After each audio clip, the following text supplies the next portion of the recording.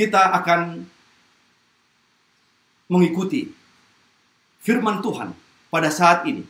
Dan kami membuat tema daripada khotbah ini adalah Stay at Home Edition. Mengapa? Kami berharap bahwa sahabat depan kita sudah akan dapat untuk berbakti bersama-sama. Sahabat depan, kita mau supaya sudah ada orang yang dapat sudah berbakti bersama-sama di gereja. Tetapi seandainya pun Tuhan masih mengharapkan kita stay at home dan berbakti di gereja, maka kami akan melayani setiap sahabat seperti ini. Tidak terasa, saudara-saudaraku, inilah sahabat ketiga kita berbakti, beribadah dari rumah kita masing-masing dalam rangka untuk memutuskan mata rantai COVID-19, COVID-19 yang sampai saat ini belum ada obatnya. Satu-satunya cara untuk memutus mata rantai ini hanyalah stay at home. Ada yang mengatakan, kalau 2 minggu saja semua manusia yang ada di planet bumi ini disiplin, stay at home, maka bumi kita ini akan dapat normal kembali. Tetapi sepertinya sangat susah, saudara-saudaraku. Masih banyak orang yang keluar rumah bahkan tanpa masker, seolah-olah bagi mereka dunia ini masih normal dalam situasi yang begitu mencekam ini. Banyak komentar di sosial media yang menyatakan sudah bosan dengan stay at home. Jujur, saya juga sudah bosan, saudara-saudaraku. 3 minggu lamanya kita sudah tinggal di rumah. Ada yang mengatakan stay at home ini akan berakhir di pertengahan April. Ada lagi yang berkata lain, di pertengahan Mei, di akhir Mei. Bahkan ada yang mengatakan ini baru berakhir di bulan Juni yang akan datang. Ada sebutan yang mengatakan, daripada kita fokus kepada duri bunga rose, bukankah kita lebih baik fokus kepada bunganya yang indah dan harum? Daripada fokus kepada sengat lebah, bukankah kita lebih baik fokus kepada madunya yang manis dan berkhasiat untuk kesehatan? Saudaraku, daripada kita fokus kepada rasa bosan selama stay at home, mari kita fokus terhadap berkat-berkatnya yang kita tidak sadari selama ini. Untuk itulah, kami sekelompok anak-anak Tuhan dari keluarga besar Huta Galung dan beberapa keluarga yang lainnya akan melayani live streaming Facebook dengan tema Stay at Home Edition. Selama kita harus stay at home. Dan juga kami mempunyai kelompok doa yang akan mendoakan kalau ada permohonan-permohonan saudara. Silahkan, saudaraku, tuliskan permohonanmu di Facebook, di Messenger Facebook. Dalam minggu ini kami akan bawakan di dalam doa. Namun saya juga memohon kepada semua saudara yang mengikuti live streaming khotbah pada saat ini, supaya saudara pun mendoakan kami agar kami seluruh yang terlibat di dalam pelayanan ini, dalam pelayanan live streaming Facebook dengan tema Stay at Home Edition, Tuhan akan selalu berkati, berikan kekuatan untuk boleh melayani setiap sahabat sampai nantinya stay at home ini berakhir. Dan itulah yang kita rindukan. Sebelum saya lanjutkan, saya undang saudara semua tunduk kepala dan kita akan berdoa. Tuhan yang Maha Kasih yang bertahta dalam kerajaan surga, pada saat ini kembali kami umat-umat-Mu Tuhan berbakti di rumah kami masing-masing untuk memutus rantai COVID-19 ini, Tuhan. Dan kami yakin dan percaya bahwa di balik semua ini Tuhan mempunyai rencana yang indah bagi kami. Itulah yang akan kami pelajari pada hari Sabat ini. Kirimkanlah kiranya malaikat-Mu untuk menjaga kami di rumah kami masing-masing, agar kami tidak terganggu, Tuhan, agar kami dapat konsentrasi untuk mempelajari sabda-Mu ini. Terima kasih Bapa untuk kesempatan yang begitu indah yang Kau berikan kepada kami. Hadirlah dalam kebaktian kami, hadirlah dalam hati kami masing-masing. Dalam nama Yesus kami berdoa. Amin. Judul firman Tuhan pada hari Sabat ini adalah pit stop atau berhenti sejenak. Pada tahun 2012 yang lalu, seorang pria sehat asal Tiongkok berusia 26 tahun ditemukan meninggal dunia di tempat tidurnya. Polisi dan dokter datang untuk menyelidiki sebab-sebab kematian pria ini. Dan akhirnya didapati, saudara-saudaraku, dia meninggal dunia akibat kurang tidur setelah begadang setiap malam menonton pertandingan sepak bola di televisi selama 11 hari berturut-turut. Satu studi tentang perlunya tidur menyatakan bahwa orang yang secara konsisten kurang tidur dari 6 jam berisiko mati lebih cepat dalam 25 tahun ke depannya dibandingkan dengan mereka yang tidur selama 8 jam setiap malam. Seorang peneliti dari Universitas Massey di Selandia Baru, Karin O'Keefe, di dalam hasil penelitiannya menemukan sebagai berikut. Dalam jangka panjang, kurang tidur telah terbukti menyebabkan masalah kesehatan fisik seperti peningkatan risiko obesitas, diabetes tipe 2, penyakit kardiovaskular dan stroke, serta meningkatkan risiko depresi dan kecemasan. Saudara-saudaraku, ini menyatakan bahwa manusia itu membutuhkan istirahat. Ketika Allah menciptakan manusia, Allah merancang 2 sistem istirahat. Yang pertama disebutkan istirahat harian. Mari kita buka Alkitab kita. Kejadian 1 ayat 3 sampai ayat yang kelima. Saudara-saudaraku, saya mengundang kita semuanya setiap kebaktian walaupun di rumah. Pegang Alkitabmu. Buka Alkitabmu, saudara-saudaraku. Dan kalau kita ada handphone dan di sana ada ayat Alkitab, silakan buka Alkitab di handphone kita. Karena ini kesempatan bagi kita untuk membaca firman Tuhan. Kejadian 1 ayat 3 sampai 5. Firman Tuhan menuliskan sebagai berikut. Ayat yang ketiga. Berfirmanlah Allah, jadilah terang, lalu terang itu jadi. Ayat yang keempat. Allah melihat bahwa terang itu baik, lalu dipisahkannya lah terang itu dari gelap.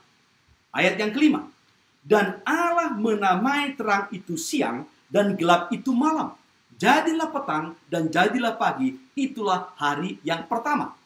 Saudaraku, di saat terang, Allah merancang tubuh kita ini untuk beraktivitas. Dan pada waktu malam, Allah merancang tubuh kita ini untuk istirahat atau tidur. Bayi sampai berumur 5 tahun, biasanya jam tidur mereka itu 10 jam per malam. Orang dewasa tidur pada malam hari sekitar 7 sampai 8 jam. Berarti idealnya sepertiga hidup manusia itu adalah tidur. Mungkin jarang kita bayangkan. Kalau seseorang berumur 30 tahun, maka 10 tahun dari hidupnya adalah tidur atau istirahat. Ini menunjukkan betapa pentingnya istirahat itu yang telah dirancang Tuhan bagi tubuh saya, tubuh saudara, tubuh dari semua umat manusia. Tetapi setan luar biasa cerdiknya merusak gambar Allah dari dalam diri manusia. Dan salah satu caranya yang paling canggih untuk merusak manusia itu adalah dengan merusak tidur atau istirahat mereka. Apa yang akan dibuat oleh setan menjadi cobaan agar kita tidak tidur, khususnya kepada remaja dan orang muda? Game. Mereka dapat bermain game sampai larut malam, bahkan tidak tidur sepanjang malam oleh karena mereka bermain game. Siaran langsung sepak bola, Piala Eropa, Piala Dunia berlangsung selama 1 bulan, saudara-saudaraku. Ini dapat menjadi cobaan yang luar biasa dan dapat untuk membuat kita bermasalah. Setan membuat istilah workaholic, yaitu seseorang yang bekerja melalui melewati batas waktu bekerja. Bahkan di jam istirahat pun dia masih terus bekerja. Ada istilah cities that never sleep, kota yang tidak pernah tidur, yang menyatakan bahwa penduduknya, saudara-saudaraku, oleh karena begitu banyak kegiatan aktivitasnya, mereka sudah melalaikan istirahat yang Tuhan telah rancang bagi mereka. Sekarang ini, bahkan di Indonesia, sudah muncul minimarket yang ditulis di sana, open 24 hours, buka 24 jam. Saudaraku, akibat pola hidup yang bertentangan dengan rancangan Tuhan ini dan mengabaikan istirahat, dampaknya mari kita perhatikan.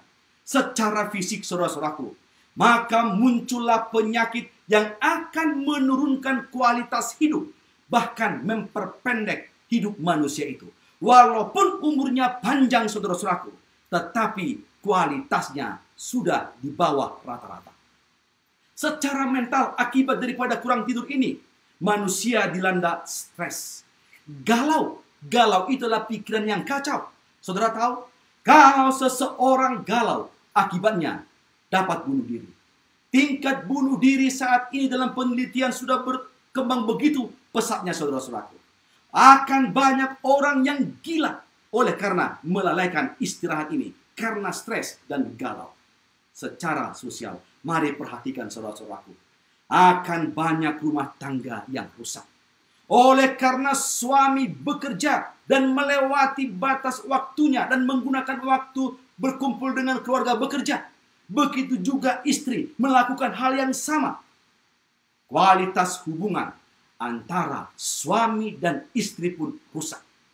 Muncullah istilah PIL, pria idaman lain, dan WIL, wanita idaman lain. Kata selingkuh menjadi racun yang menghancurkan rumah tangga oleh karena tidak dapat membedakan mana waktu beraktivitas, mana waktu untuk keluarga, mana waktu untuk istirahat. Hubungan anak dan orang tua rusak oleh karena begitu sibuknya orang tua ini. Sudah tidak ada lagi relasi dengan anak-anak mereka. Anak-anak memberontak kepada orang tua. Dan orang tua setiap datang marah kepada anak-anaknya. Oleh karena kelelahan. Karena telah melewati batas-batas beraktivitas. Sistem istirahat yang kedua, yang Tuhan rancang untuk manusia, adalah istirahat mingguan. Tadi adalah istirahat harian. Mari kita buka Alkitab Pinjam. Di dalam Kejadian pasal yang kedua. Kejadian pasal yang kedua. Ayat yang pertama hingga ayat yang ketiga. Firman Tuhan mengatakan, ayat yang pertama. Demikianlah diselesaikan langit dan bumi dan segala isinya. Ayat yang kedua. Ketika Allah pada hari ketujuh telah menyelesaikan pekerjaan yang dibuatnya itu, berhentilah ia pada hari ketujuh dari segala pekerjaan yang telah dibuatnya itu. Ayat yang ketiga. Lalu Allah memberkati hari ketujuh itu dan menguduskannya. Karena pada hari itulah ia berhenti dari segala pekerjaan penciptaan yang telah dibuatnya itu. Saudaraku, istirahat mingguan ini juga dituliskan kembali dalam 10 perintah, di dalam 10 hukum, yaitu hukum yang keempat. Hari Sabat itu adalah berkat rangkap 3 bagi manusia. Yang pertama, berkat untuk diri sendiri. Di dalam satu penelitian, di sebuah majalah yang bernama Majalah Adventure, Juli 2009, halaman yang ke-11, seorang peneliti yang bernama Dan Whitner dan ilmuwan lainnya mempelajari rahasia umur panjang di 4 negara dan meneliti umat Advent di Loma Linda, California, Amerika Serikat. Dan kesimpulan dari penelitian itu adalah sebagai berikut. Lihat, apa yang mereka kerjakan hari Sabtu, maksudnya orang-orang yang menguduskan hari Sabat ini, anggota gereja Advent. Mereka berhenti dari segala sesuatu. Mereka memfokuskan diri kepada Tuhan. Mereka tidak memusingkan hal yang harus dikerjakan. Mereka makan siang bersama sahabat-sahabat yang menyenangkan. Mereka berjalan-jalan menikmati keindahan alam. Hasilnya ialah untuk wanita mendapat tambahan umur 6 tahun lebih panjang. Dan untuk pria, hampir 10 tahun lebih panjang umurnya dari mereka yang tidak menguruskan hari Sabat. Oh, luar biasa saudara-saudaraku. Ketika kita menuruti rancangan Allah, kita akan menikmati umur yang panjang dan juga umur dan kehidupan yang berkualitas. Hari Sabat adalah tadi disebutkan dengan berkat rangkap 3. Berkat yang kedua adalah berkat secara horizontal. Hubungan kita dengan sesama kita manusia. Hubungan kita dengan anggota keluarga kita. Setelah 5 hari kita sibuk dengan aktivitas bekerja, hari Sabat itu betul-betul kita luangkan waktu untuk bersama dengan keluarga kita. Dan yang ketiga, berkat secara vertikal. Bertemu secara khusus dengan Yesus, pencipta hari Sabat itu, tanpa harus diganggu oleh masalah-masalah pekerjaan kita sehari-hari. Perintah istirahat mingguan ini pun begitu sering dilanggar, bahkan oleh anggota gereja Masih Advent hari sekalipun, saudara-saudaraku. Tetapi Sabat ini, sekarang ini, saudara-saudaraku, sementara kita stay at home, tinggal di rumah, membuat seluruh anggota keluarga berada di rumah saat ini, berdoa bersama, bernyanyi bersama, mendengarkan firman Tuhan bersama, beribadah bersama. Sungguh sesuatu yang sangat indah. Sebagaimana yang telah disebutkan, di balik sengat lebah yang menakutkan itu, ada madu yang manis dan berkhasiat untuk kesehatan kita. Di balik perintah stay at home yang membuat kita bosan di rumah, ada berkat-berkat, kebersamaan bersama dengan keluarga, kebersamaan keluarga bersama dengan Tuhan Sang Pencipta kita itu. Dan yang luar biasanya, Tuhan pun ternyata merancang sistem istirahat bagi alam. Mari kita buka Alkitab kita. Di dalam Imamat Fatsal yang ke-25, ayat yang kedua hingga ayat yang keempat. Imamat 25, ayat 2 hingga ayat yang keempat. Firman Tuhan berbunyi sebagai berikut. Ayat yang kedua. Berbicaralah kepada orang Israel dan katakan kepada mereka, apabila kamu telah masuk ke negeri yang akan kuberikan kepadamu, maka tanah itu harus mendapat perhentian sebagai Sabat bagi Tuhan. Ayat yang ketiga. 6 tahun lamanya engkau harus menaburi ladangmu, dan 6 tahun lamanya engkau harus merantingi kebun anggurmu dan mengumpulkan hasil tanah itu. Ayat yang keempat. Tetapi pada tahun yang ketujuh haruslah ada bagi tanah itu suatu Sabat, masa perhentian penuh, suatu Sabat bagi Tuhan. Ladangmu janganlah kau taburi, dan kebun anggurmu janganlah kau rantingi.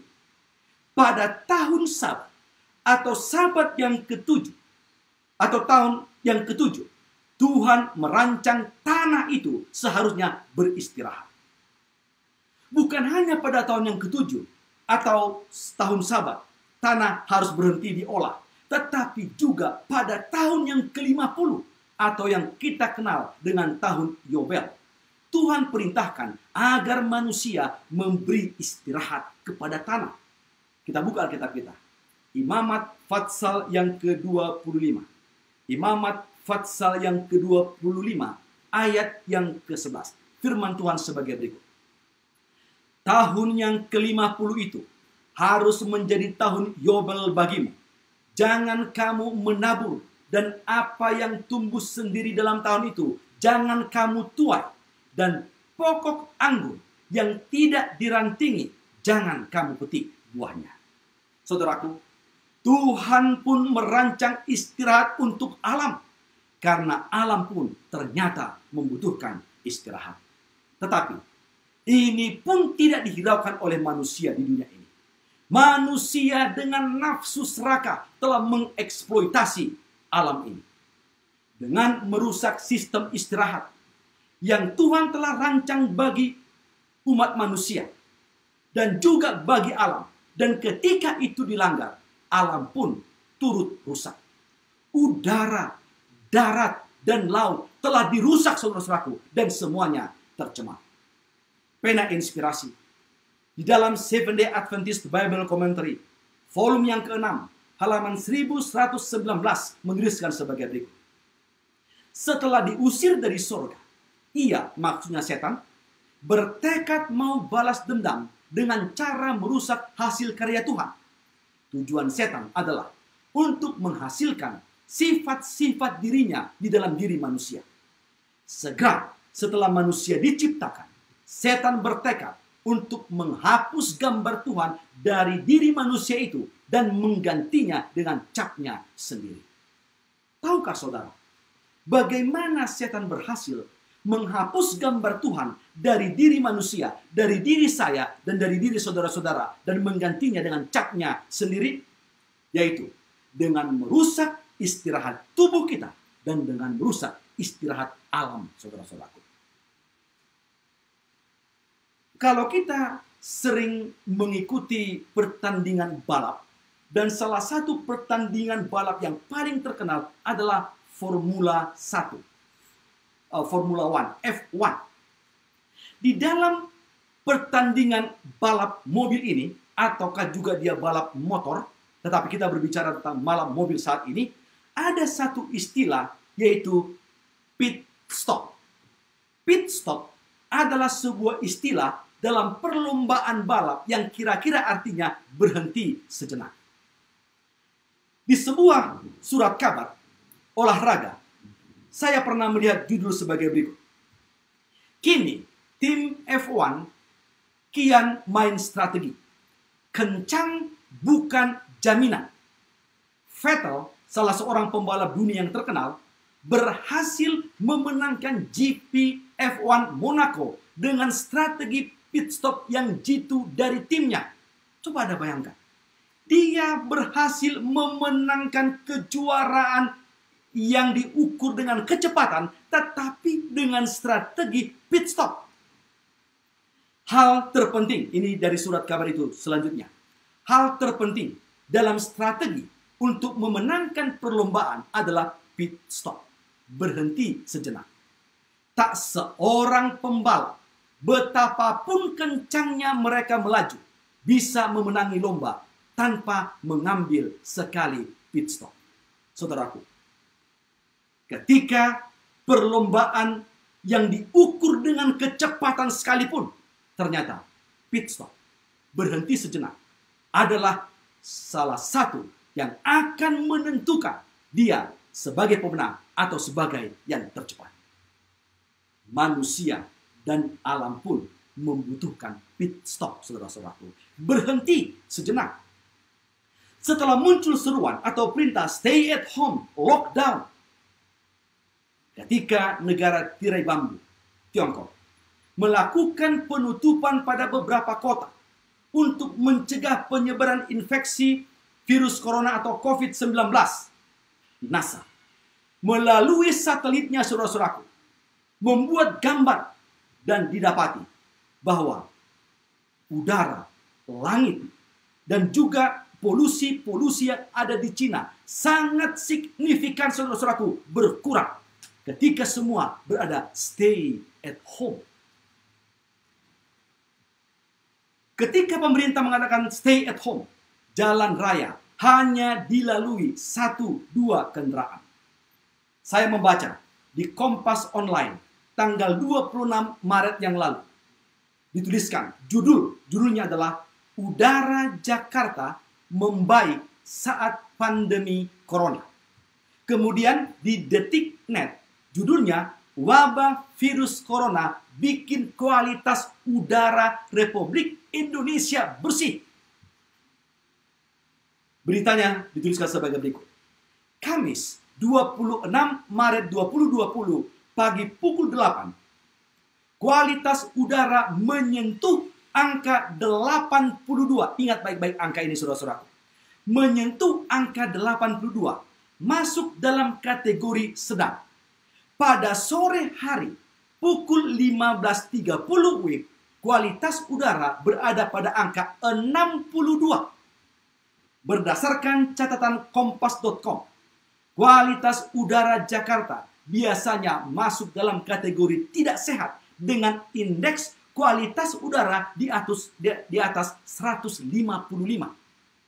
Jakarta bahkan pernah muncul dalam urutan pertama kota dengan kualitas udara terburuk di dunia. Tepatnya pada 29 Juli 2019. Indeks kualitas udara Jakarta saat itu tercatat 183. Dan ketika semua stay at home, indeks kualitas udara di Jakarta 62. Kita harus mengatakan amin walaupun kita di tengah wabah, saudara-saudara. Berita juga mengatakan bahwa perusahaan penerbangan banyak yang menghentikan penerbangannya. Antara lain, Air Asia Indonesia dengan kode penerbangan KZ menghentikan seluruh penerbangan mulai 1 April 2020. Emirates stop penerbangan penumpang di seluruh dunia. Singapore Airlines dan Silk Air kurangi jumlah penerbangan ke rute tertentu. Saudaraku, di dalam sebuah artikel dituliskan tentang penerbangan dan polusi. BBC Future 19 September 2019 menuliskan, selain merusak lapisan ozon, itu kapal terbang yang terbang itu, dampak polusi udara dari penerbangan akan berpotensi pada pemanasan global. Efek pemanasan 2-3 kali lipat daripada pemanasan akibat emisi CO2 terhadap bumi. Saat ini, kualitas udara jauh membaik ketika semua kita terpaksa stay at home. Ternyata, alam pun turut terberkati dengan perintah stay at home dan lockdown. Karena alam pun Tuhan berikan waktu untuk pit stop, berhenti sejenak dari pencemaran yang dibuat oleh manusia, dan sudah pasti itu akan menjadi berkat bagi manusia juga. Saudaraku, satu kali di sebuah kampung ada pertandingan untuk memotong kayu dengan menggunakan kapak atau kampak. Di final tinggallah 2 orang dari penduduk kampung itu. Ini adalah salah satu pertandingan besar di kampung itu dan selalu banyak orang yang menonton karena hadiahnya pun cukup menggiurkan. Ketika tiba final, maka kedua orang ini sudah berada di tempatnya. Dibuat aturan. Di sebelah kiri sudah dibuat batasnya, di sebelah kiri dan di sebelah kanan. Akan dimulai tepat jam 8 dan akan berakhir jam 12. Selama sekitar 4 jam itu, mereka akan memotong kayu. Dan yang juara, siapa yang terbanyak menebang kayu. Ketika start dimulai, karena mereka sudah berada di dalam hutan, maka satu-satunya yang terdengar dari kegiatan perlombaan ini adalah suara kampak yang dibuat untuk memotong kayu ini. Orang mulai memperhatikan. Yang di sebelah kiri, setiap setengah jam akan ada jeda, ada berhenti sekitar 5 atau 7 menit. Tetapi yang di sebelah kanan, suara kapak itu tidak pernah berhenti dan akhirnya selesai jam 12. Saudara tahu? Ketika juri menghitung pohon yang ditebang, yang terbanyak adalah yang di sebelah kiri dan dialah juara. Padahal semua orang mendengarkan setiap setengah jam dia akan berhenti beberapa menit. Setiap setengah jam dia berhenti beberapa menit. Setelah dia mendapatkan hadiah, maka ada seorang yang mendatanginya dan bertanya, "Pak, tadi kami perhatikan bahwa suara kapakmu itu kadang-kadang berhenti. Tetapi lawanmu di sana tidak pernah berhenti konstan sampai jam 12. Tetapi ternyata kayu yang lebih banyak ditebang adalah engkau, bukan dia. Apa kira-kira rahasianya?"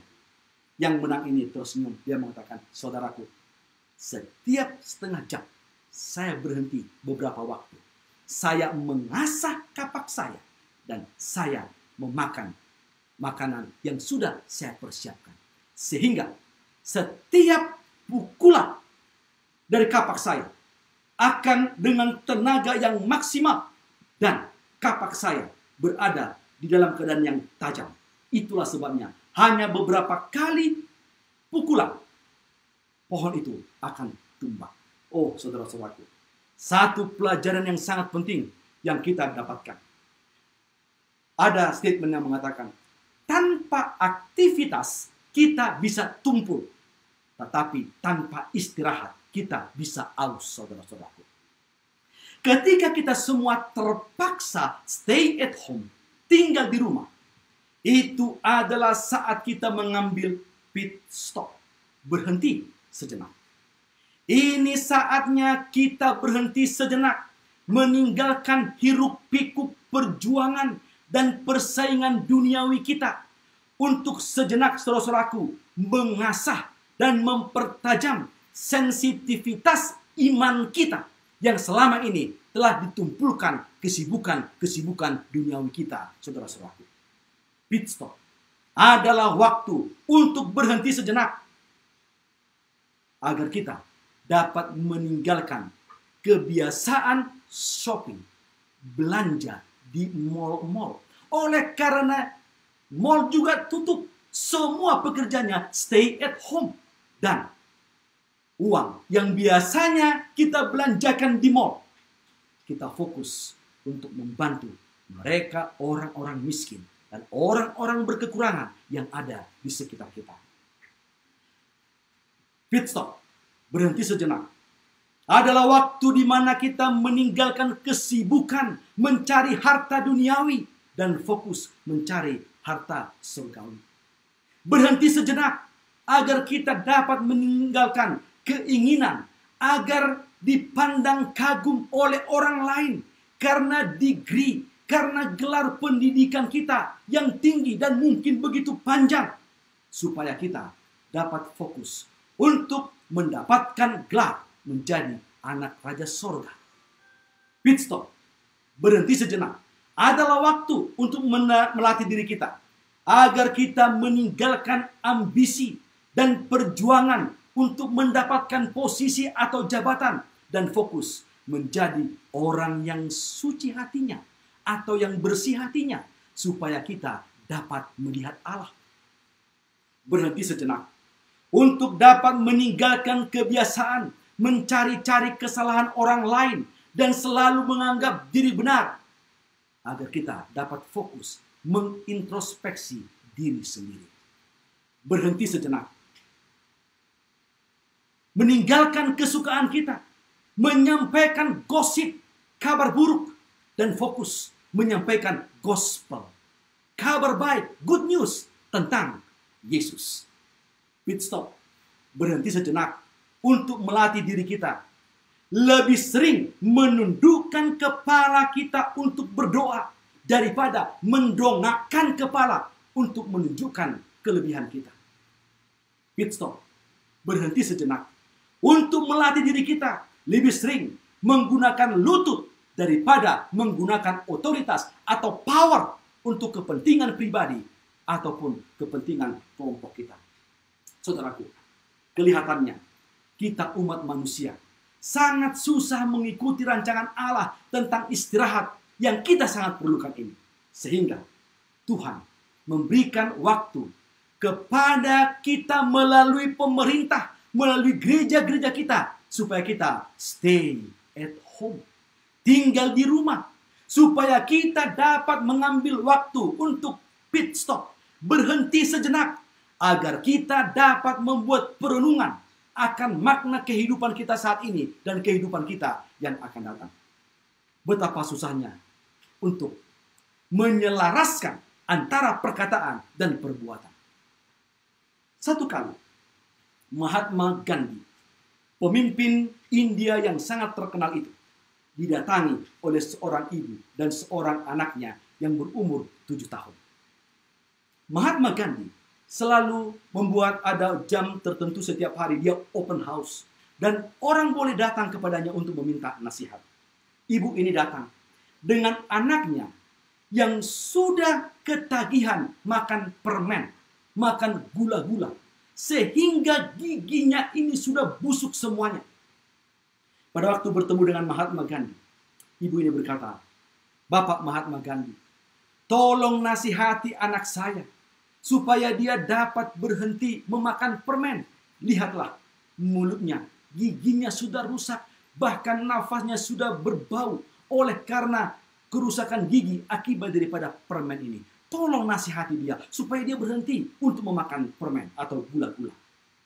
Mahatma Gandhi terdiam memandang anak itu. Kemudian dia katakan, "Ibu, engkau datang 2 minggu lagi." Ibu ini membawa anaknya pulang.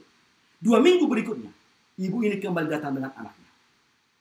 Ketika saatnya sudah bertemu dengan Mahatma Gandhi, dia katakan, "Bapak Mahatma Gandhi, masih ingat dengan kami?" Mahatma Gandhi kata, "Oh, saya masih ingat. Anakmu ketagihan makan permen, makan bonbon, makan gula-gula. Ya, tolong nasihati dia." Kemudian Mahatma Gandhi mendudukkan anak itu di sampingnya, sambil merangkulnya, memberikan kepadanya kata-kata nasihat yang begitu luar biasa. Dan anak itu di hadapan Mahatma Gandhi dan di hadapan ibunya berkata, "Saya akan berhenti untuk makan permen atau gula-gula." Ketika mereka melangkah hendak pulang, ibu dan anak ini, tiba-tiba ibu ini berbalik kembali. Dia suruh anaknya tinggal dan dia datang kepada Mahatma Gandhi. Dia katakan, "Bapak Mahatma Gandhi, kenapa engkau harus menunggu 2 minggu hanya untuk mengatakan supaya anak saya itu tidak lagi memakan permen atau gula-gula?" Mahatma Gandhi memandang ibu itu dengan tersenyum. Dia berkata, "Ibu, ketika engkau datang 2 minggu yang lalu, saya pun adalah orang yang suka makan permen. Saya juga orang yang suka makan gula-gula. Dan saat itu baru saja gula-gula yang ada di mulut saya habis. Saya suruh engkau pulang supaya saya dapat menghentikan kebiasaan saya untuk tidak makan permen. Setelah sanggup untuk menghentikannya, barulah saya berani untuk memberikan nasihat kepada anakmu supaya dia dapat berhenti memakan gula-gula." Saudaraku, Mahatma Gandhi mengambil pit stop, berhenti sejenak supaya dia dapat menghidupkan apa yang dia katakan. Karena biasanya mudah mengucapkannya tetapi sulit mempraktekkannya, saudara-saudaraku. Apabila kita melihat tokoh di dalam Alkitab, Daniel sukses dengan 4 raja yang berbeda karena dia membuat pit stop, berhenti sejenak 3 kali 1 hari. Alkitab mencatatnya. Mari kita buka Alkitab kita. Daniel 6 ayat yang ke-11. Daniel pasal 6 ayat yang ke-11. Demi didengar Daniel bahwa surat perintah itu telah dibuat, pergilah ia ke rumahnya dalam kamar atasnya yang ada di tingkap-tingkap yang terbuka ke arah Yerusalem. 3 kali sehari ia berlutut, berdoa, serta memuji Allahnya seperti yang biasa dilakukannya. Oh, luar biasa, saudara-saudaraku. Daniel, sejak masa remajanya sampai dia di usia lanjut, tetap menjadi orang yang penting di 4 raja yang berbeda. Oleh karena dia selalu mengambil waktu pit stop, berhenti sejenak untuk boleh dia terhubung dengan sumber segala kuasa itu. Bahkan Yesus pun selalu membuat pit stop, berhenti sejenak dalam kehidupannya. Mari kita buka Alkitab kita. Dalam Markus 1 ayat yang ke-35, ayat ini menuliskan Yesus pagi-pagi benar berdoa. Matius 14 ayat 23. Matius 14 ayat 23. Yesus berdoa pada waktu malam. Lukas 4 ayat 16. Lukas 4 ayat yang ke-16 menuliskan bahwa kebiasaan Yesus adalah datang ke gereja, ke sinagog berbakti pada hari Sabat. Di dalam menghadapi misi yang luar biasa itu, keberhasilan Yesus adalah ketika dia selalu mengambil pit stop, berhenti sejenak untuk dapat berhubungan dengan Sang Bapa. Itulah rahasia kesuksesannya. Saudaraku, ada seorang anak perempuan yang masih kelas 1 SD, berumur 6 tahun. Sudah lama dia terpisah dari ayahnya, karena ayahnya bekerja di kota yang lain dari kota mereka. Karena ibunya juga bekerja, maka tidak ada waktu bagi mereka untuk mendatangi ayahnya.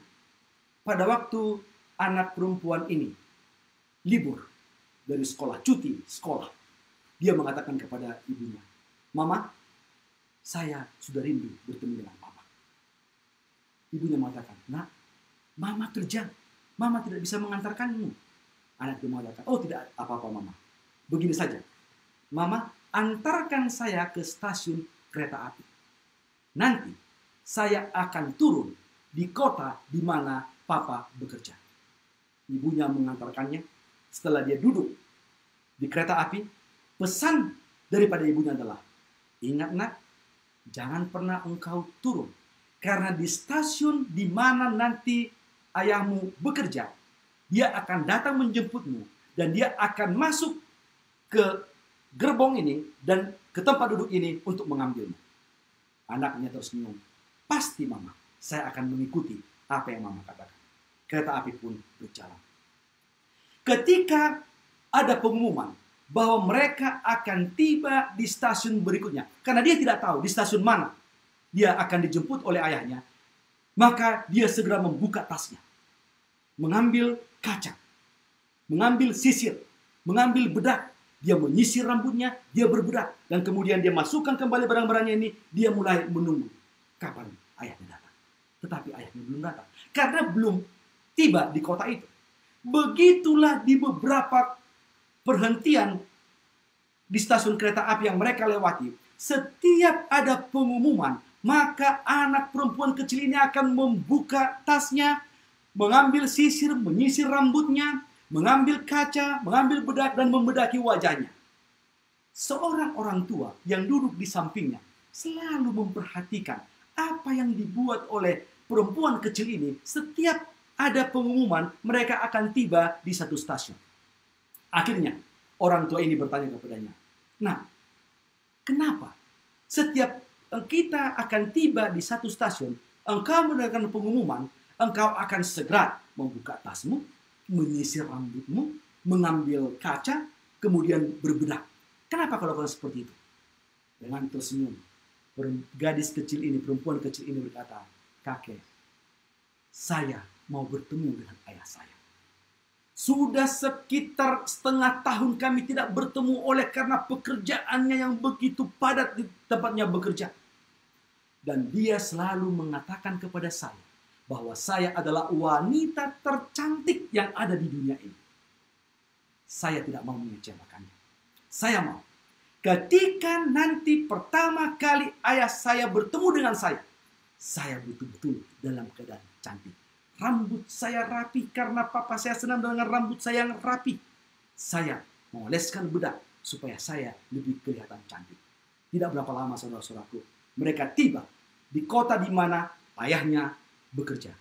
Ayahnya masuk ke gerbong itu dan kemudian memeluk anaknya ini dan mengatakan, "Anak perempuanku, wanita yang paling cantik yang ada di dunia ini." Saudaraku, itulah yang diinginkan oleh Tuhan kepada kita. Agar kita semuanya dapat untuk mempercantik batiniah kita, saudara-saudaraku. Tuhan menginginkan kita agar kita dapat mempercantik karakter kita sementara kita berada di dunia ini. Stay at home. Tinggal di rumah. Agar kita dapat melakukan pit stop. Berhenti sejenak. Agar kita memiliki waktu bersama dengan seluruh anggota keluarga untuk mempercantik batiniah kita, mempercantik karakter kita. Karena segera dan akan sangat segera Bapa kita yang di surga akan datang dalam kerinduannya bertemu dengan kita semuanya. Dan ketika kita menggunakan stay at home ini dengan sebaik-baiknya untuk belajar Alkitab, berdoa bersama-sama, beribadah bersama-sama, semua anggota keluarga turut mempercantik batiniah kita, mempercantik karakter kita, maka tentu ketika Yesus yang kedua kali, semua kita, seluruh anggota keluarga, akan menjadi anak Raja Surga, akan menjadi pewaris jalan surga, kebahagiaan yang tiada taranya. Saudaraku, ketika stay at home, jangan bosan. Lakukanlah itu, pit stop, berhenti sejenak untuk boleh mempercantik batiniah kita, karakter kita, sebagai persiapan menyambut kedatangannya yang kedua kali. Tuhan memberkati kita. Mari kita tunduk kepala dan kita akan berdoa bersama-sama. Tuhan kami yang Maha Kasih yang bertahta dalam kerajaan surga, betapa hati kami bersuka cita walaupun di luar rumah kami, Tuhan, ada ketakutan. Oleh karena kami telah mempelajari firman-Mu, karena pada awalnya Engkau telah merancang kami dengan istirahat-istirahat yang sering kami lalaikan. Saat ini, situasi ini membuat kami beristirahat, stay at home, tinggal di rumah, seluruh anggota keluarga.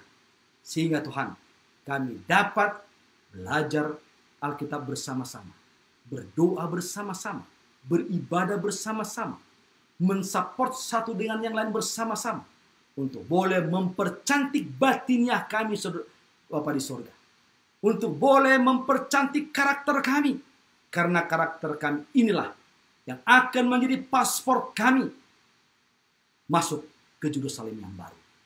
Tuhan, saat ini hamba-Mu berdoa agar semua yang turut serta di dalam live streaming saat ini, Engkau akan memberkati kami satu persatu dengan berkat kesehatan, dengan berkat kerohanian, berkat sosial, dan berkat kecukupan kami sehari-hari.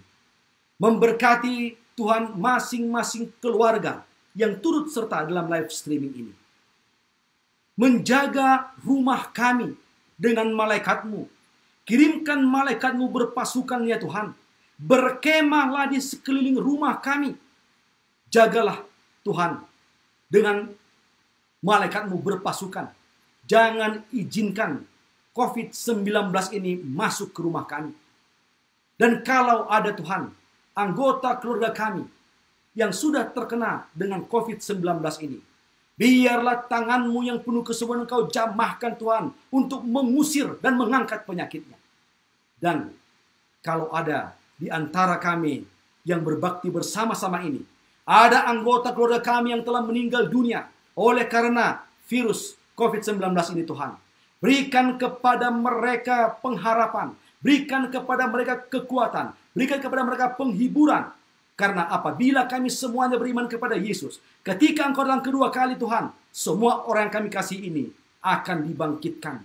Dan kami akan dapat bertemu bersama-sama di awan-awan sana, naik ke dalam kerajaan surga untuk kekal selama-lamanya. Tuhan di surga, terima kasih untuk jawaban-Mu yang pasti. Terima kasih untuk yang terbaik yang Tuhan berikan kepada kami masing-masing, sesuai dengan rencana-Mu yang sempurna. Permohonan kami Tuhan, biarlah kiranya ini sahabat yang terakhir kami stay at home. Tetapi kalaupun tidak, izinkanlah kami kembali untuk dapat saling menguatkan melalui live streaming dengan teknologi ini pada sahabat yang akan datang. Dan terutama Tuhan, kami semuanya, walaupun dipisahkan oleh ruang dan waktu di tempat kami masing-masing, tetapi kami dipersatukan di dalam satu nama, yaitu nama Yesus Kristus yang penuh dengan kuasa. Terima kasih Tuhan. Ampunkanlah kiranya dosa dan kesalahan kami. Kami persembahkan dalam nama Yesus, Juru Selamat dan Penebus kami. Amin.